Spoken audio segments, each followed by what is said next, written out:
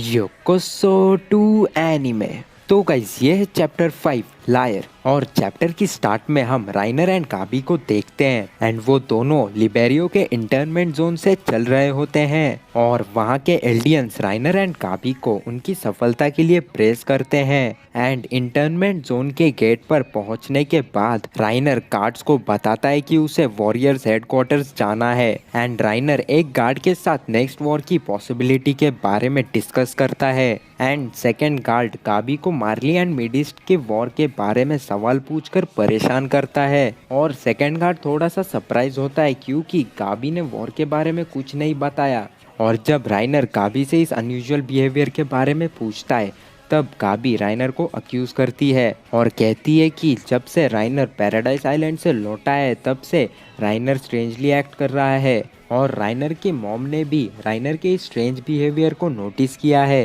And राइनर इस बात को एक्सप्लेन करते हुए कहता है कि ये एक नेचुरल चेंज है विथ ग्रोइंग हिम ओल्डर। लेकिन काबी इंसिस्ट करती है और कहती है कि एक दिन तुम्हें सच बताना पड़ेगा। एंड जब गाबी आर्मर टाइटन को इनहेरिट करेगी तब गाबी को राइनर के मेमोरीज भी रिसीव होंगे due to their blood connection. आगे वॉरियर हेडक्वार्टर्स के बाहर हम ऊडो, जोफिया एंड फैल्को को देखते हैं जहां पर ऊडो एंड जोफिया कंप्लेन करते हैं क्योंकि उन्हें नींद से जल्दी जगाया था। एंड सेम टाइम पर फैल्को पूरी डिटर्मिनेशन से ट्रेन कर रहा होता है क्योंकि फैल्को गाबी को सरपास करना चाहता है और फैल्को देखता है कि गाबी राइनर के साथ आई होती है एंड फैल्को गाबी को टॉन्ट करता है by claiming he will inherit the armour. और तभी गाबी फैल्को को एक लेजेंडरी हेडबट देती है और आगे हेडक्वार्टर्स के अंदर पोर्को सभी वॉरियर्स के साथ एक मीटिंग के लिए आता है और पोर्को पीक को जमीन पे रेंगते हुए देखकर सरप्राइज होता है और ये पीक के काल टाइटन का असर है क्योंकि पीक महीनों तक काल टाइटन के फॉर्म में थी। एंड जीक के रूम में एंटर करने के बाद उन्हें बैठने के लिए कहा जाता है और वहाँ राइनर, जीक एंड कोल्ट होते हैं एंड जीक उन्हें इन्फॉर्म करता है कि हम लोग एक बहुत बुरी सिचुएशन में फंसने वाले हैं क्योंकि मार्ली अपोजिंग कंट्रीज की कॉन्फ्लिक्ट में टाइटन्स के पावर का यूज करता है और इस वजह से फॉरेन कंट्रीज में एल्डियंस के प्रति हेट्रेड फैल रही है।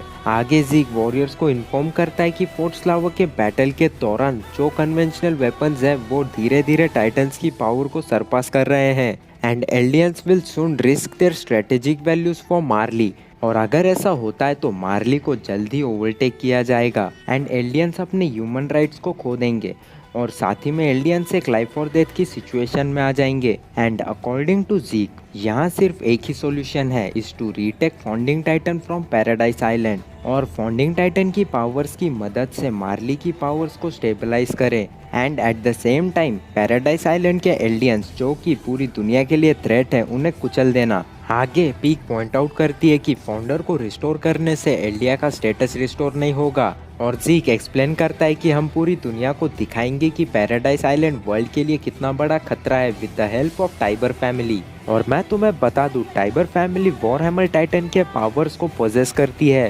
एंड टाइबर फैमिली ऐसी पहली फैमिली थी जिन्होंने मार्ली को ज्वाइन किया था against king Fritz in the great Titan war और इसी की वजह से मार्ली एम्पायर में टाइबर फैमिली को ऑनरेरी मार्लियन का दर्जा दिया गया। लेकिन टाइबर फैमिली ने कभी भी अपने वॉरहैमर टाइटन को मार्ली के किसी भी वॉर में यूज नहीं किया और इसलिए पूरी दुनिया टाइबर फैमिली की बात को सुनना चाहेगी। और गैलियट टाइबर्स को लेकर नाखुश था क्योंकि टाइबर फैमिली ने अपनी ड्यूटीज कभी भी फुलफिल नहीं की एंड जबकि बाकी एल्डियंस इंटरमेंट जोन में रह रहे थे तब टाइबर फैमिली ऐशो आराम की जिंदगी जी रही थी। पर जीक एंड राइनर टाइबर्स के साथ काम करने के लिए एग्री करते हैं क्योंकि अगर मार्ली को फिर से पावर में लाना है तो यही एक नेसेसरी स्टेप है। आगे जीक वॉरियर्स को इन्फॉर्म करता है कि टाइबर्स अभी एक प्रेस कॉन्फ्रेंस में है जिसमें अनाउंस किया जाएगा कि वॉरियर्स जल्दी पैराडाइज आइलैंड को अपने अंडर ले लेंगे और टेलीफोन की मदद से कहीं दूसरे कमरे में मार्लियन कमांडर्स वॉरियर्स की इस मीटिंग को सुन रहे थे एंड कमांडर्स नोटिस करते हैं कि गैलियट इस प्लान को लेकर नाखुश है एंड वो एग्री करते हैं कि जो भी मीटिंग में कहा गया था वो कुछ गलत नहीं था। एंड मीटिंग के बाद राइनर वॉरियर कैंडिडेट्स को ट्रेन करते हुए देखता है और अपने पास के बारे में याद करता है जब राइनर भी एक कैंडिडेट था। एंड नेक्स्ट सीन में हम नए चुने हुए वॉरियर्स को देखते हैं जो कि अपने टाइटन्स को एक बैटल में एनिमी के अगेंस्ट यूज कर रहे होते हैं और मार्लियन ऑफिशियल से एक सेफ डिस्टेंस से ये नज़ारा देख रहे होते हैं और officials female titan, armour titan, jaw titan, beast titan and cart titan की एबिलिटीज को ऑब्जर्व करते हैं एंड एक ऑफिशियल पैराडाइज आइलैंड के वासियों के प्रति सिंपैथी दर्शाता है because they are future victim of Colossus. और साथ ही में मेगथ एग्री करते हैं कि न्यू वॉरियर्स ने पिछले सभी वॉरियर्स को सरपास किया है और ये सब उनकी ट्रेनिंग की वजह से मुमकिन हुआ है। लेकिन कमांडर मेगथ थोड़ा वरीड होते हैं to entrust the warriors with retaking the founder. और कुछ देर बाद कमांडर मेगथ वॉरियर्स को इन्फॉर्म करते हुए कहते हैं कि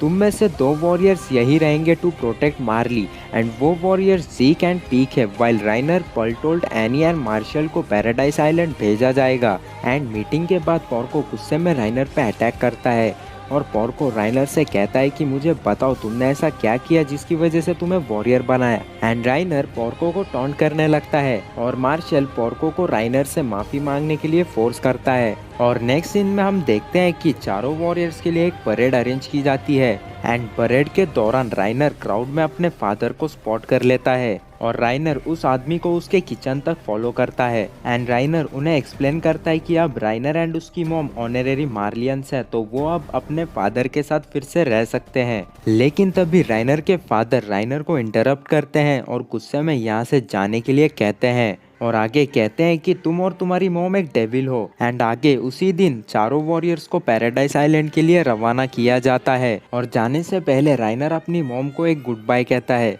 एंड राइनर की मॉम राइनर से कहती है कि तुम्हारे फादर तुम्हारी सक्सेस के लिए प्रे कर रहे होंगे। और बोट के निकलते ही राइनर सोचता है कि मैं इस पावर का इस्तेमाल करके पैराडाइज आइलैंड के सभी डेविल्स को एक्सटर्मिनेट कर दूंगा और मैं इस दुनिया को बचाऊंगा एंड इस दुनिया का हीरो बनूंगा। और आगे पैराडाइज आइलैंड की बॉर्डर पे पहुंचने के बाद कमांडर मेगथ वॉरियर्स को कुछ फाइनल इंस्ट्रक्शंस देते हैं जैसे कि सनसेट के बाद नॉर्थ की तरफ बढ़ना और रात होते ही वॉरियर्स पैराडाइज की तरफ बढ़ते हैं। लेकिन कुछ दूर आने के बाद वॉरियर्स को मजबूरन कैंप डालना पड़ता है और बर्टोल्ड कहता है कि क्या सच में king of the walls founder को अनलीश नहीं करेगा, जिसके जवाब में राइनर कहता है कि तुम्हें मार्ली की रिसर्च पे भरोसा करना होगा। लेकिन मार्शल उदास होता है एंड इसी वजह से राइनर वरी होता है क्योंकि उसे लगता है कि उसके कॉमरेड्स के पास सेकेंड थॉट्स है इस मिशन को लेकर। और राइनर उन्हें याद दिलाता है कि पैराडाइज आइलैंड के लोगों ने इस पूरी दुनिया को कितनी तकलीफ पहुंचाई है। एंड राइनर के शब्दों को इग्नोर करते हुए मार्शल राइनर से माफ़ी मांगता है